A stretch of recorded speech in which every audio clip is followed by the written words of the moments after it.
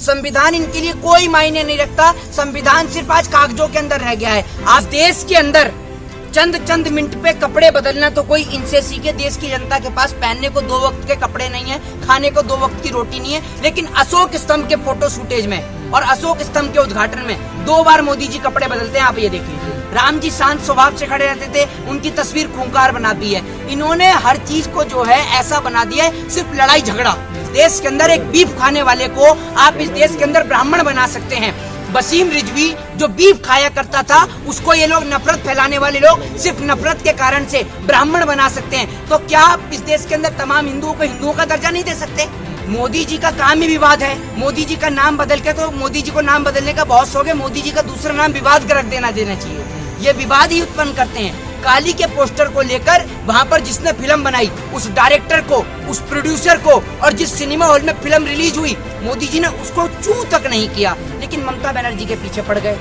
मोदी जी सिर्फ इस देश में दंगा करा सकते हैं। सबसे ज्यादा हिंदुओं की हत्या भारतीय जनता पार्टी के राज में हुई है। देखिए, सबसे पहली बात तो ये मैं आपको बता दूं कि इस देश के अंदर नरेंद्र मोदी जी जो हैं, आपको आज के समय में संविधान सिर्फ कागजों में नजर आएगा। आज के समय में संविधान कोई हकीकत में बचा ही नहीं है। क्योंकि अगर आप संविधान को रीड करेंगे तो आपको पता चल जाएगा कि उस स्तंभ का उद्घाटन किसको करना था। उस स्तंभ का जो हकदार है, जो उसका उद्घाटन करने के हकदार हैं, वो लोकसभा स्पीकर हैं।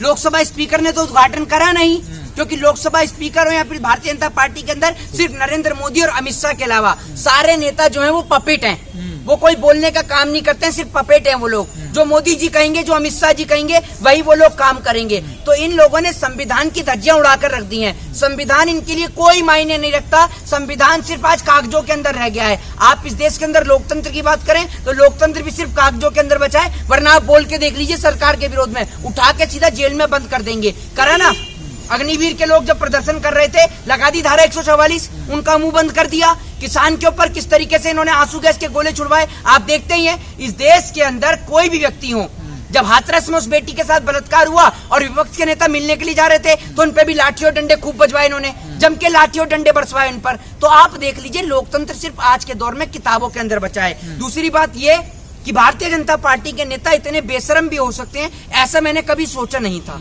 कभी जिंदगी में नहीं सोचा था। इस देश के अंदर महंगाई इतनी चरम सीमा पर है कि इस देश के अंदर हर कोई व्यक्ति जानता है महंगाई है। लेकिन वित्त मंत्री जी न जाने कैसे बोल देती हैं, उनको शर्म नहीं आती है कि वित्त मंत्री जी जो हैं वो यूएनडीपी के माध्यम से बोलती है, यूएनडीपी के हवाले से बोलती है कि देश में महंगाइयों का गरीबों पर कोई असर नहीं है। मतलब देश में महंगाई नहीं है, गरीबों पर कोई असर नहीं है, सरकार लगातार उनकी मदद कर रही है। लेकिन सवाल यह है, अशोक स्तंभ का जो उद्घाटन किया गया है वो पूजा पाठ की गई है, और अशोक स्तंभ की जो पहचान है वो बुद्ध से, अशोक जो है वो बुद्ध से, उसको लेकर भी विवाद।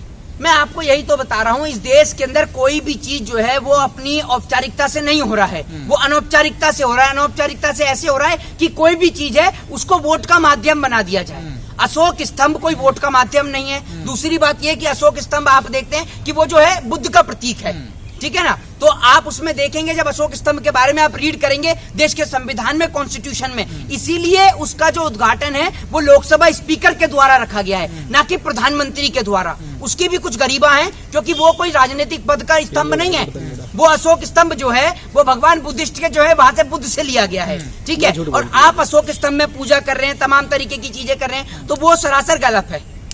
लेकिन कहा जा रहा है जो शेर बनाए गए हैं उसमें, वो शेर भी बड़े खतरनाक है। लेकिन जो अशोक स्तंभ में जो वाकई में शेर है वो एक शासक की निशानी है, मतलब एक संवेदनशील शेर है। जी। इसमें जो शेर दिखाए गए बड़े खूंखार, उसका भी एक अलग से नजरिया लोग निकाल रहे हैं। मैं आपको उसकी कई चीजें दिखा देता हूँ। मेरे पास में कुछ तस्वीरें हैं जो मैं आपको दिखाना चाहता हूँ।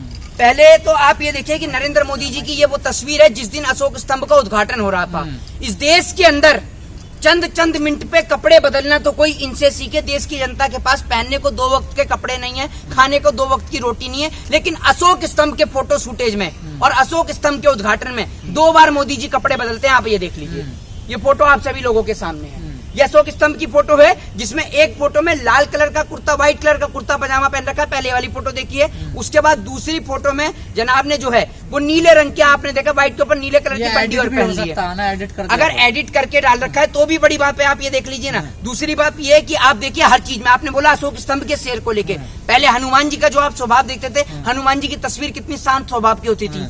अब जो इन्होंने बना दी है बड़ी खूंखार बना दी है। राम जी शांत स्वभाव से खड़े रहते थे, उनकी तस्वीर खूंखार बना दी है। इन्होंने हर चीज को जो है ऐसा बना दिया है, सिर्फ लड़ाई झगड़ा लड़ाई झगड़ा। ये किसी धर्म, किसी जाति और किसी मजहब के बारे में कुछ नहीं जानते। इनका एक ही उद्देश्य है, सिर्फ देश के अंदर हिंसा फैलाने का। दूसरी बात ये कि अपने हर एक मुद्दों पर ये फेल रहते हैं। अभी अगर मैं हाल ही में बात कर लूं उदयपुर की, तो मैं आपको बता दूं कि उदयपुर के अंदर जो है, उदयपुर के राजस्थान के अंदर आपने देखा था कन्हैया लाल की जो हत्या हुई थी, उसको लेकर जो है कांग्रेस की सरकार ने वहां पर उनके दोनों परिवार के जो उसके जो दोनों बेटे हैं, उनके दोनों बेटों को जो है वो नौकरी दे दी गई है। ये मैं किसी सरकार की तारीफ नहीं कर रहा हूं, मैं आपको बता रहा हूं कि जो हकीकत की हिंदूवादी सरकार है उसमें और नकली हिंदूवादियों में क्या अंतर है, जो अपने आप को हिंदूवादी बता रहे हैं योगी आदित्यनाथ जी। नहीं, आप मोदी जी को हिंदू नहीं मानते। जो बुद्ध रीति रिवाज से अशोक स्तंभ का उद्घाटन किया, उन्होंने हिंदू रीति रिवाज के अनुसार कर दिया, तो और कैसा हिंदू चाहिए आपको? अरे आप एक बात मुझे बताइए, सुन लीजिए, वो हिंदू रीति रिवाज से नहीं हुआ है, वो हिंदुओं का वोट पाने के लिए हुआ है, आप ये समझ लीजिए। और बात कर रहे हैं आप बुद्ध रीति रिवाज से, क्या बुद्ध क्या हिंदुओं से अलग है? नहीं, क्या बुद्ध तो अलग है वो मेरे तो, नहीं, आप मुझे ये बताइए कि क्या बुद्धों को जो है सनातन धर्म का एक पार्ट नहीं बताया जाता है? तो हम सब लोग एक ही मानते हैं ऐसा, लेकिन वो नहीं मानते इस बात को। मैं आपसे क्या कह रहा हूँ, हैं तो हम सब लोग एक ही। जब इस देश के अंदर एक बीफ खाने वाले को आप इस देश के अंदर ब्राह्मण बना सकते हैं, वसीम रिजवी जो बीफ खाया करता था उसको ये लोग नफरत फैलाने वाले लोग सिर्फ नफरत के कारण से ब्राह्मण बना सकते हैं, तो क्या आप इस देश के अंदर तमाम हिंदुओं को हिंदुओं का दर्जा नहीं दे सकते? इस सवाल का मुझे आप जवाब दे दीजिए। वो तो कह रहे हैं सब हिंदू हैं। नहीं, आप एक मिनट आप मुझे बता दीजिए, अगर सब लोग हिंदू हैं तो आप मुझे ये बता दीजिए। और आपने बात करी ना कि हिंदुओं की ये तो हिंदुओं के हितैषी सरकार है, तो मैं आपको उसी का जवाब दे रहा हूँ और आप ही के तरीके से दे रहा हूँ। आप ये देख लीजिए, राजस्थान में कन्हैया लाल के दोनों बेटों को कांग्रेस ने सरकार के राहत के तहत नौकरी दे दी गई है। एक को पोस्ट कार्यालय उदयपुर में कनिष्ठ सहायक का पद दिया गया है। अब बात कर लेते हैं योगी जी की।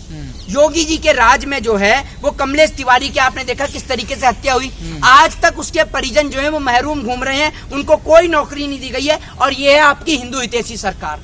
आप ये देख लीजिए, ये सिर्फ इस देश के अंदर हिंदुओं की हत्या करवाने के लिए। और आप ये डाटा उठा लीजिए, सबसे ज्यादा हिंदुओं की हत्या भारतीय जनता पार्टी के राज में हुई है। और उन हिंदुओं के अंदर मैं दलितों को भी ऐड करता हूँ, ब्राह्मणों को भी ऐड करता हूँ, शूद्र को भी, वैश्य को भी, क्षत्रिय को भी। मेरी नजर में सभी लोग हिंदू हैं जो दिवाली मनाते हैं, जो होली मनाते हैं, जो माँ काली की पूजा करते हैं, जो देवी देवताओं की पूजा करते हैं, वो सभी लोग हिंदू हैं। मोदी जी कोई भी काम करते हैं विवादों में जरूर घिर जाते हैं। मोदी जी का काम ही विवाद है। मोदी जी का नाम बदल के, तो मोदी जी को नाम बदलने का बहुत शौक है, मोदी जी का दूसरा नाम विवाद कर रख देना चाहिए। ये विवाद ही उत्पन्न करते हैं। ये आए, एक तो इतने दिन बाद आए, और आने के बाद में आपने देखा सिर्फ आती विपक्ष को टारगेट कर लिया। आते टीएमसी की ममता बनर्जी के ऊपर ये आरोप प्रत्यारोपण करने लग गए। ठीक है ना, काली के पोस्टर को लेकर वहां पर जिसने फिल्म बनाई उस डायरेक्टर को, उस प्रोड्यूसर को, और जिस सिनेमा हॉल में फिल्म रिलीज हुई मोदी जी ने उसको चूं तक नहीं किया, लेकिन ममता बनर्जी के पीछे पड़ गए। अरे भैया आप उसको करिए ना, आप अपने विदेश मंत्रालय के तहत उन पे कार्रवाई करवाइए। कार्रवाई क्यों नहीं कराते आप? मोदी जी तो बोलते नहीं ऐसी घटनाओं को लेकर, काली पे कैसे? अरे मोदी जी कैसे बोल देंगे? मोदी जी तो सिखों के हाथ चूम रहे हैं। मोदी जी बोलेंगे? मोदी जी सिर्फ इस देश में दंगा करा सकते हैं।